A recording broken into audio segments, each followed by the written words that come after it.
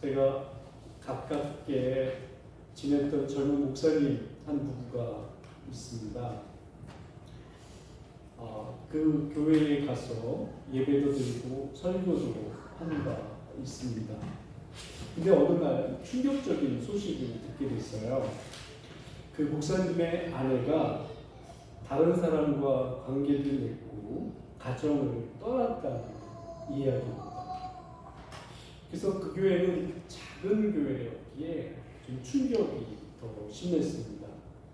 사실 그런 얘기는 보통 뉴스 매스컴이나 그리고 건너해서 듣게 되는 경우는 있지만 직접 제가 잘 알고 있고 또 한때 같이 인볼브돼서 여러 교류를 했던 그런 교회고 또 그 교회의 그 사모님이 그랬다라고 하는 거에 좀 적지 않은 충격을 받았습니다. 그래서 그 교회는 그 목사님이 목회는 멈췄고요. 그 교회 성도는 많지 않은 성도인데 뿔뿔이 흩어져서 제각기 그냥 신앙생활을 한다고 합니다. 그들의 그 충격이 아직도 가시지가 않아서 진짜 어리벙벙할 지경이라고 그렇게 얘기를 하더라고요. 그래서 그 목사님에게 도대체 어떻게 된 건지 묻고 싶은 마음이 굴뚝 같았지만 차마 물을 수가 없는 거예요. 뭐라고 물으며 어떻게 제가 말을 해야 될지가 도무지 감이 안 잡히는 거예요. 아주 젊은 목사님은. 그래서 사실 아직도 연락을 못했습니다. 그냥 다른 사람을 통해서만 들었을 뿐이지요. 그 마음이 얼마나 아프겠습니까? 근데 오늘 본문에서는 그런 현실보다 더 가슴 아프고 이상스러운 이야기가 펼쳐집니다. 이 호세아서는요, 한 가정이 깨진 기록인 동시에 오늘날 가장 거룩한 척 사실은 예배하지만 실제로는 하나님을 떠나 있는 영적 실상을 고발하는 하나님의 찢어진 상황을 보여주고 있습니다. 호세아 시대, 그 선지자였던 그 시대는 여로보암 2세 때의 시대적 배경을 하고 있습니다. 이때는 이스라엘이 경제적으로 가장 부흥기를 맞았던 먹고 사는 문제에 있어서는 걱정 없이 살던 시대였어요. 그때 사람들은 성전은 붐볐고 제사는 끊이지 않았으며 사람들은 오고 가는 웃음소리가 넘쳐났습니다. 그런 시대 속에 사람들은 행복하게 사는 것 같은데 하나님께서는 그 시대를 향하여 말씀하십니다. 이렇게 말씀하십니다. 호세아서 4장 6절에 내 백성이 지식이 없으므로 망하는도다 라고 말하고 있어요. 여기서 지식이라고 하는 것은 단순한 하나님에 대한 정보, 하나님 나이 몇 살이야? 하나님 이름 뭐야? 라고 하는 이런 정도의 이야기가 아닙니다. 부부가 삶을 교류하면서 인격적 관계를 형성하게 되지요. 그런 부부의 암, 이것을 성경에서는 그런 지식, 안다, 이런 걸로 표현하고 있어요. 요한복음 17장 3절에서는 그래서 영생이 뭐냐라고 할 때 영생은 하나님을 아는 거라고 얘기합니다. 간단하게 말했을 때요. 그러면 좀 더 풀면 영생은 참 하나님과 그의 보내신 자 예수 그리스도를 아는 것입니다. 이렇게 요한복음 17장은 말씀하고 있어요. 그래서 영생이라는 게 다른 게 아니라 하나님을 아는 거구나 라고 하여서 우리는 하나님을 안다라고 하는 게 얼마나 중요한가 하는 것을 다시 한번 일깨우게 되는 겁니다. 근데 그때는 제사라고 하는 것은 있고 그런 종교 행위가 반복적으로 행해졌습니다. 그리고 제사의 주인이 그런 속에서 하나님과는 인격적 교류는 없었다 하는 거예요. 하나님 없는 종교 시스템, 이거는 갖췄습니다. 근데요, 하나님 없는 종교 시스템, 갖춘 신앙의 모습은 신앙이 아니라 하나님을 기만하는 그런 행위인 것이에요. 그러하기 때문에 우리가 우리의 모습을 돌아봐야 합니다. 예배가 많고 예배를 잘 드린다라고 하는 모습이 자기 만족이고 자기 즐거움이고 자기 취미 생활이라면 하나님께서 이 호세아 선지자를 통하여 말씀하셨던 내 백성이 지식이 없어 망하는도다 라고 하시는 엄중한 책망을 우리도 들을 수 있는 것이거든요. 그런 점에서 우리는 하나님을 아는 지식, 하나님과의 인격적 관계를 이루고 있는가, 하나님과 친밀한 관계를 우리는 유지하고 있는가 하는 것을 돌아봐야 하는 겁니다.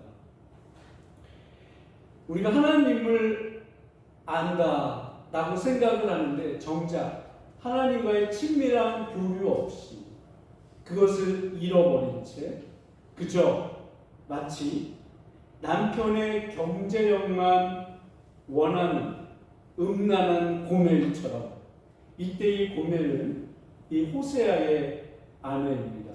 혹시 싶어서요.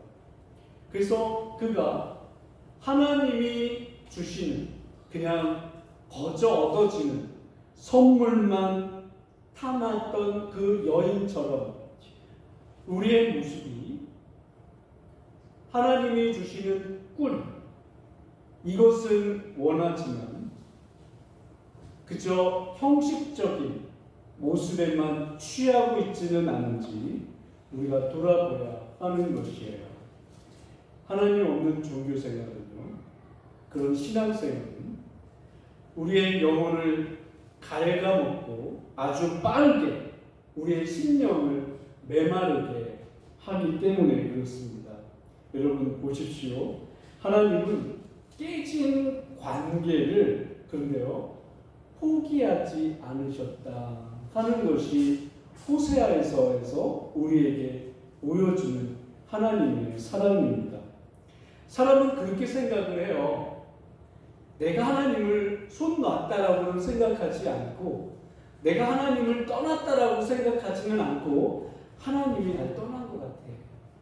하나님이 날 이제 사랑하지 않는 것 같아. 이제 나는 하나님하고 멀게만 느껴져. 이렇게 생각을 합니다. 근데요, 하나님은 한 번도 손을 놓으신 적이 없어요. 하나님은 손을 꼭 쥐고 계십니다. 손을 놓은 주체는요, 우리예요. 근데 우리는 우리가 손을 놨다고는 차마 생각을 못하고 하나님이 손을 놔서 이 모양이 됐다라고 생각을 합니다. 그러기 때문에 우리가 다시 한번 눈을 뒤집어 까고 다시 보면 하나님께서 우리를 손을 여전히 붙잡으시는데 내가 그 순간 놓치고 잃어버리고 하나님을 내가 잊고 지냈구나 하는 것을 보게 되는 것입니다.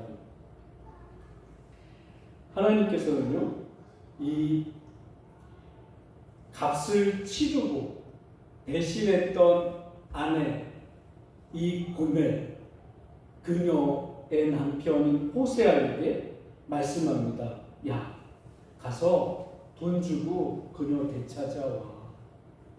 그러니까 호세아가 어떻게 하나요? 돈 주고 되찾아옵니다. 남편이 돼서 바람난 아내를 돈 주고 되찾아 오는 이 남편의 심정은 어떨까요? 한두 번이 아니에요.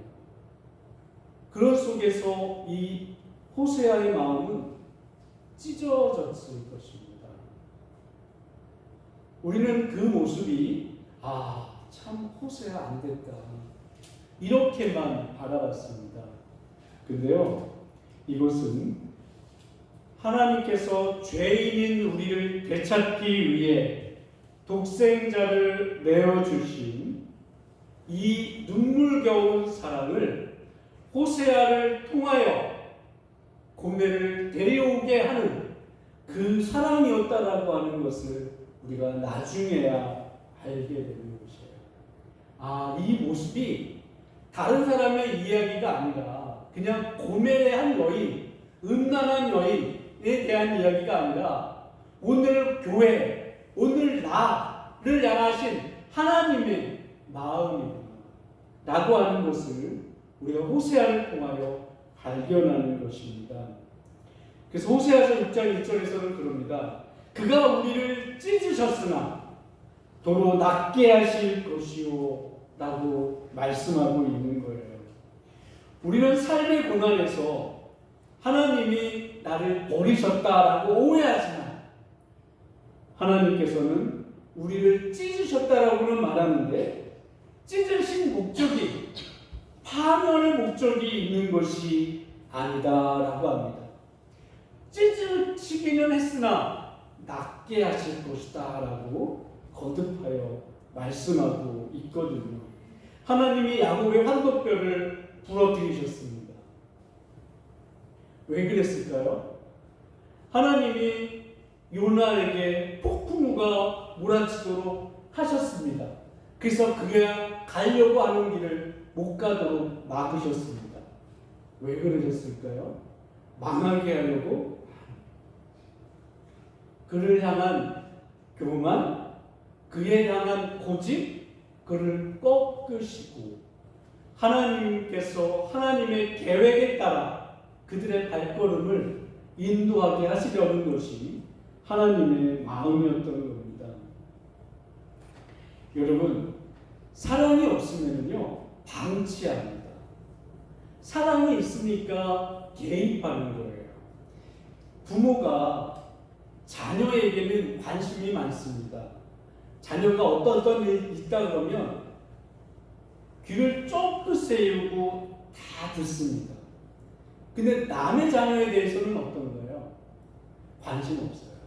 근데 한번 생각해 보세요. 어떤 아버지가 있는데 자기 자녀에게 아주 관심을 기울여요. 근데 남의 자녀에게도 똑같은 관심을 기울여요. 어떻게 생각할까요? 혹시 이 사람 뭐 아니야? 그렇게 생각하지 않겠어요? 왜? 자기 자녀를 다른 자녀하고 똑같이 생각해? 그럴 수가 없습니다. 자기 자녀는 자기 자녀이기 때문에 더 특별한 거예요. 그래서 자녀가 어떤 일이 있으면 더 그 안에 개입하게 되고 뭘 잘못했다거나 뭘 잘했다거나 하면 보이는 게 누굽니까? 아들, 자기 자녀밖에는 안 보입니다. 그래서 그런 얘기 있잖아요. 또 군대 얘기를 하는데 어느 어머니가 이렇게 면회를 갔어요. 가지고 신분면회를 갔는데 논산에 아들들이 그 군인들이 탁 해가지고 그 용어도 잊어버렸는데 가면을 이렇게 척척 맞추는 거 있습니다. 그걸 뭐라고 하죠? 제식 훈련 맞습니다. 제식 훈련을 합니다. 제식 훈련을 할 때 어떤가요? 잘 맞거든요. 그 발이며 팔이며 이런 게 탁탁탁 맞춘단 말이에요. 근데 이렇게 봤더니 아이고 한 아이가 우리 아이만 맞고 나머지 애들이 다 틀린 거예요. 야, 그래서 그 엄마가 그러더라. 아이고 우리 애만 딱 맞고 나머지 애들은 다 틀렸네 라고 얘기하는 거예요. 근데 실상은 어때요? 걔만 틀린 거예요. 그럴 수가 없잖아요. 근데 엄마가 보기에는 내 아들은 맞는 거예요. 내 아들은 사랑스럽고 다 옳아 보이는 거예요. 그게 부모의 마음인 거죠. 마찬가지입니다. 하나님께서 우리를 향하여 바라보시는 시선이 그런 거예요. 그래서 우리에게 하나님께서 관심이 많습니다. 우리에게 관심이 없다면 방치하고 내버려 두세요. 그냥 뭐 죽이 되든 밥이 되든 알아서 그렇게 내버리게 되는 거죠. 그래서 이 호세아서에서 우리에게 보여주고 있는 것은 하나님의 애끓는 사랑이다 하는 겁니다. 그 앞둔 사랑의 부르심 앞에서 선지자는 하나의 결단을 촉구합니다. 그게 6장 3절입니다. 그러므로 우리가 여호와를 알자, 힘써 여호와를 알자라고 합니다. 여기서 힘쓴다라고 하는 말은 내 생명을 걸고 하나님을 놓치지 않겠다라고 하는 생존적 결단을 뜻하는 말이에요. 우리는 자주 하나님이 주시는 문제 해결을 구하고자 합니다. 그래서 하나님 이것도 해주세요, 저것도 해주세요. 그러던 우리가 어느 정도 신앙이 성숙해지면 이제 우리의 기도의 내용이 달라집니다. 그때부터는 어떻게 기도하냐면 하나님 얼굴 자체를 구하는 거예요. 하나님이 주시는 선물보다 하나님의 얼굴을 더 귀하게 여깁니다. 왜? 하나님보다 더 큰 복이 없다라고 하는 것을 알거든요. 그럼 하나님의 얼굴을 구한다라고 하는 게 뭐냐? 그거는요, 하나님과의 친밀한 관계를 뜻하는 거예요. 하나님의 얼굴을 구한다라고 할 때 말이죠. 그런 점에서 우리가 하나님을 안다라고 하는 것은 그 하나님 말씀 앞에 순복하고 따라 순종하는 삶인 것이에요. 그래서 하나님은 생명의 주님으로 믿고 따르는 것, 그것이 하나님을 아는 것, 하나님을 아는 삶이다 라고 말하는 겁니다. 사랑하는 여러분 밤이 아무리 길어도요, 새벽은 반드시 오게 돼 있어요. 칠흑 같은 밤일수록 새벽은 우리 곁에 가까이 와 있거든요. 하나님의 약속은 그런 점에서 반드시 성취됩니다. 보기에는 지연되는 것처럼 보일 뿐인 거죠. 오늘 이 시간에 우리 인생의 초점을 다시 한번 세팅하시기 바라요. 다시 재조정하시기 바라요. 하나님을 이용하려고 했던 어떤 종교의 껍데기를 벗어던지고 다시 그분과의 인격적 관계를 맺으시기 바랍니다. 하나님은 우리에게 완벽함을 요구하지 않으세요. 하나님이 오직 말씀하시는 바는 얘야, 나와 다시 시작하자. 나는 너가 나를 더 깊이 알기를 원한단다 라고 말씀합니다. 그리고 우리의 손을 붙들고 계시는 거예요. 그래서 죽었던 영혼을 주께서는 살리시고 무너진 믿음을 다시 세우시는 분입니다. 그분과 동행하는 것은요, 여러분 인생 최고의 기쁨인 것이에요. 그거를 여러분 기억하시기 바라요. 사람들은 하나님과 가까이 했다가는 꼭 무슨 벼락 맞을 걸로 생각하는 사람이 있어요. 그래서 혹시 나한테 요구하는 거 많은 거 아니야? 라는 생각을 하죠. 아니요. 하나님께 가까이 함이 내게 복이라 라고 말씀하시는 것이 거듭된 하나님의 촉구이며 하나님 말씀입니다. 하나님과 가까이 지내려고 힘쓰시기를 바라요.